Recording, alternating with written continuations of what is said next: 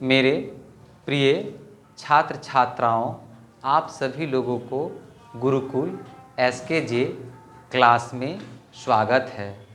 मेरे प्रिय छात्र छात्राओं, अभी तक मैं क्लास 12th का एग्ज़ाम उद्देश्य से सारे प्रश्न दे रहा था और सारे छात्रों ने मुझे बताया कि बहुत सारे प्रश्न आपके दिए हुए परीक्षा में आया है। अब क्लास 10th की परीक्षाएं हो रही है, अतः मैं VVI प्रश्न लेकर क्लास 10th के सभी छात्र छात्राओं के लिए आ रहा हूं।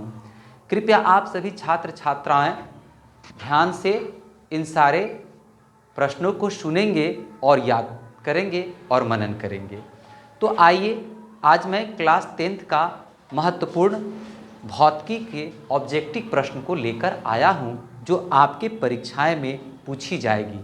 तो कृपया क्लास 10th के समस्त छात्र छात्राओं से मेरा अनुरोध है कि आप बड़ी एकाग्रचित होकर इन सारे प्रश्नों को सुनेंगे, मनन करेंगे और अपने उत्तर पुस्तिका में लिखने का प्रयास करेंगे।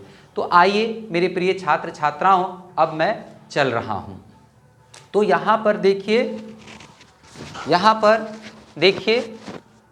आप देखिए कक्षा 10th भौतिकी VVI प्रश्न 2023 के लिए मैं महत्वपूर्ण प्रश्न लेकर आया हूँ। पहला क्वेश्चन है मेरे प्रिय छात्र छात्राओं कि विद्युत मोटर में ऊर्जा का रूपांतरण कैसे होता है। पहला क्वेश्चन है कि विद्युत मोटर में ऊर्जा का रूपांतरण कैसे होता है। यह पहला प्रश्न है। ये सारे प्रश्न आपको ऑब्जेक्टिव प्रश्न हैं जो आपके परीक्षा में आने वाले हैं। तो पहला प्रश्न है कि विद्युत मोटर में ऊर्जा का रूपांतरण कैसे होता है। तो हम लोग उत्तर में लिखेंगे कि विद्युत मोटर में ऊर्जा का रूपांतरण विद्युत ऊर्जा का यांत्रिक ऊर्जा में होता है। प्रश्न है कि विद्युत मोटर में ऊर्जा का रूपांतरण कैसे होता है। तो हम लोग लिख सकते हैं कि विद्युत मोटर में ऊर्जा का रूपांतरण विद्युत ऊर्जा का यांत्रिक ऊर्जा में रूपांतरण होता है। उसके बाद दूसरा क्वेश्चन है कि सौर ऊर्जा की एक विशेषता को लिखना है। दूसरा क्वेश्चन है मेरे प्रिय छात्र छात्राओं कि सौर ऊर्जा की एक विशेषता को लिखना है। तो हम लोग लिखेंगे कि सौर ऊर्जा की यह विशेषता है कि यह एक नवीकरणीय संसाधन है जो पुनः प्राप्ति किया जा सकता है। यही जो है सौर ऊर्जा का एक विशेषता है, यह एक नवीकरणीय ऊर्जा है। तीसरा प्रश्न आता है हम लोग का कि प्रतिरोध का SI मात्रक क्या है। अगर हम लोग को परीक्षा में आ जाए कि प्रतिरोध का SI मात्रक क्या है, तो हम लोग बता सकते हैं कि प्रतिरोध का SI मात्रक जो होता है वह ओम होता है और इसे हम लोग ओमेगा द्वारा सूचित करते हैं। और इसे हम लोग किस द्वारा सूचित करते हैं मेरे प्रिय छात्र छात्राओं? तो ओमेगा द्वारा। अब आइए, चौथा क्वेश्चन क्या कह रहा है कि सोने की शुद्धता कैसे मापी जाती है। सोने की शुद्धता कैसे मापी जाती है, यह प्रश्न है हम लोगों के सामने कि सोने की शुद्धता कैसे मापी जाती है। तो हम लोग बता सकते हैं कि सोने की शुद्धता कैरेटर में मापी जाती है, कैरेट में मापी जाती है। सोने की शुद्धता किस में मापी जाती है? कैरेट में मापी जाती है। सोने की शुद्धता किस में मापी जाती है? तो कैरेट में मापी जाती है। उसके बाद पांचवा प्रश्न है कि पौधे हरे क्यों होते हैं। पांचवा प्रश्न हम लोग के सामने है कि पौधे हरे क्यों होते हैं। तो हम लोग लिख सकते हैं कि पौधे क्लोरोफिल और जाइलम उत्तक के कारण हरे दिखाई देते हैं। यहाँ पर प्रश्न है, फिर से एक बार प्रश्न सुन लीजिए कि पौधे हरे क्यों होते हैं। तो हम लोग लिख सकते हैं कि पौधे जो होते हैं वह हरे इसलिए होते हैं क्योंकि उसमें क्लोरोफिल और जाइलम नामक तत्व पाया जाता है, जिसके चलते पौधे हरे होते हैं। उसके बाद यहाँ पर छठा क्वेश्चन है हम लोग के सामने कि समतल दर्पण द्वारा बना प्रतिबिंब किस प्रकार का होता है। समतल द्वारा बना प्रतिबिंब किस प्रकार का होता है। तो हम लोग लिख सकते हैं कि समतल दर्पण द्वारा बना प्रतिबिंब काल्पनिक और वास्तविक दोनों प्रकार के हो सकते हैं। काल्पनिक और वास्तविक दोनों प्रकार के हो सकते हैं। फिर से एक बार छठा प्रश्न सुन लीजिए कि समतल दर्पण द्वारा बना प्रतिबिंब कैसा होता है, समतल दर्पण द्वारा बना प्रतिबिंब कैसा होता है। तो हम लोग लिख सकते हैं कि समतल दर्पण द्वारा बना प्रतिबिंब काल्पनिक और सीधा होता है और वास्तविक भी होता है। उसके बाद है मानव नेत्र में किस प्रकार का लेंस लगा होता है। मानव नेत्र में किस प्रकार का लेंस लगा होता है, तो हम लोग लिख सकते हैं कि मानव नेत्र में उत्तल लेंस लगा होता है। अगर हम लोग के सामने प्रश्न आ जाए कि मानव नेत्र में किस प्रकार का लेंस पाया जाता है, तो हम लोग लिख सकते हैं कि मानव नेत्र में उत्तल लेंस पाया जाता है। उसके बाद 8वां क्वेश्चन है कि विभवांतर मापने वाले यंत्र को क्या कहते हैं। विभवांतर मापने वाले यंत्र को क्या कहते हैं, अगर यह प्रश्न आ जाए तो हम लोग लिखेंगे उत्तर में वोल्ट मीटर। अगर यह प्रश्न आ जाए कि विभवांतर मापने वाले यंत्र को क्या कहते हैं, तो हम लोग उत्तर में लिखेंगे वोल्ट मीटर कहते हैं। क्या कहते हैं बुआ जी? वोल्ट मीटर कहते हैं। उसके बाद 9वां प्रश्न है कि विद्युत धारा का एसआई मात्रक क्या होता है। अब हम लोग के सामने अगर परीक्षा में यह प्रश्न आ जाए कि विद्युत धारा का एसआई मात्रक क्या होता है, तो हम लोग लिख सकते हैं कि विद्युत धारा का एसआई मात्रक एम्पियर होता है। विद्युत धारा का एसआई मात्रक क्या होता है? एम्पियर होता है। उसके बाद 10वां क्वेश्चन हम लोग को आता है कि स्नेल का नियम क्या है। 10वां क्वेश्चन है यहाँ पर मेरे प्रिय छात्र छात्राओं। अगर यह क्वेश्चन परीक्षा में आ जाए तो आप सब लोग क्या लिखेगा, तो आप सब लोग लिखिएगा, प्रश्न फिर से सुन लीजिए कि स्नेल का नियम क्या है। तो हम लोग लिख सकते हैं कि स्नेल का नियम साइन आई बटे साइन आर बराबर म्यू, जो एक नियतांक होता है, जो एक नियतांक होता है। उसके बाद 11वां क्वेश्चन है कि आमीटर को किस क्रम में जोड़ा जाता है।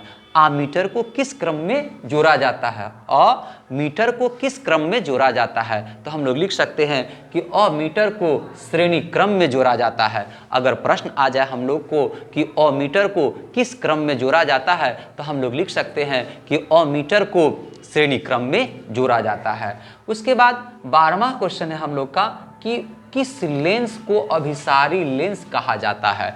किस लेंस को अभिसारी लेंस कहा जाता है, तो उत्तल लेंस को अभिसारी लेंस कहा जाता है। अगर परीक्षा में आ जाए मेरे प्रिय छात्र छात्राओं कि किस लेंस को अभिसारी लेंस कहते हैं, अभिसारी लेंस कहते हैं, तो हम लोग लिख सकते हैं कि उत्तल लेंस को हम लोग अभिसारी लेंस कहते हैं। उसके बाद 13वां क्वेश्चन है कि चींटी के डंक में कौन सा अम्ल पाया जाता है। 13वां क्वेश्चन है कि चींटी के डंक में कौन सा अम्ल पाया जाता है, कौन सा अम्ल पाया जाता है।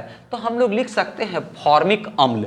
अगर प्रश्न आ जाए कि चींटी के डंक में कौन सा अम्ल पाया जाता है, तो हम लोग लिखेंगे फॉर्मिक अम्ल पाया जाता है। एक बार पुनः इन सारे प्रश्नों को एक बार फिर से रिवीजन कर लीजिए सभी छात्र छात्राओं। तो आइए, विद्युत मोटर में ऊर्जा का रूपांतरण कैसे होता है। तो विद्युत मोटर में ऊर्जा का रूपांतरण विद्युत ऊर्जा का यांत्रिक ऊर्जा में रूपांतरण हो जाता है। उसके बाद दूसरा क्वेश्चन है कि सौर ऊर्जा की एक विशेषता लिखे। तो सौर ऊर्जा की एक विशेषता यह है कि यह एक नवीकरणीय संसाधन है जो पुनः प्राप्त किया जा सकता है। उसके बाद तीसरा प्रश्न है कि प्रतिरोध का एसआई मात्रक क्या होता है। तो हम लोग लिख सकते हैं कि प्रतिरोध का एसआई मात्रक ओम होता है और इसे ओमेगा द्वारा सूचित किया जाता है। उसके बाद चौथा प्रश्न है कि सोने की शुद्धता किसमें मापी जाती है। तो हम लोग लिख सकते हैं कि सोने की शुद्धता कैरेटर में मापी जाती है, कैरेट में मापी जाती है। किसमें मापी जाती है? कैरेट में मापी जाती है। उसके बाद है कि पौधे हरे क्यों होते हैं। तो पौधे हरे इसलिए दिखाई देते हैं क्योंकि उसमें क्लोरोफिल या जाइलम उत्तक पाया जाता है, जिसके कारण पौधे हरे दिखाई देते हैं। उसके बाद है कि समतल दर्पण द्वारा बना प्रतिबिंब कैसा होता है। तो हम लोग लिख सकते हैं कि समतल दर्पण द्वारा बना प्रतिबिंब काल्पनिक और वास्तविक होता है। काल्पनिक और वास्तविक दोनों प्रकार के प्रतिबिंब इसमें बनते हैं।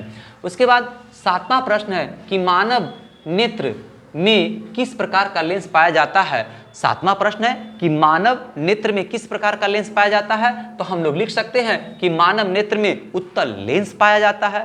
किस प्रकार का लेंस पाया जाता है? तो उत्तल लेंस पाया जाता है। यहाँ पर प्रश्न है कि विभवांतर मापने वाले यंत्र को क्या कहा जाता है। विभवांतर मापने वाले यंत्र को क्या कहा जाता है, यह प्रश्न है। तो विभवांतर मापने वाले यंत्र को हम लोग वोल्ट मीटर कहते हैं। क्या कहते हैं मेरे प्रिय छात्र छात्राओं, वोल्ट मीटर कहते हैं। उसके बाद 9वां प्रश्न है कि विद्युत धारा का एसआई मात्रक क्या होता है।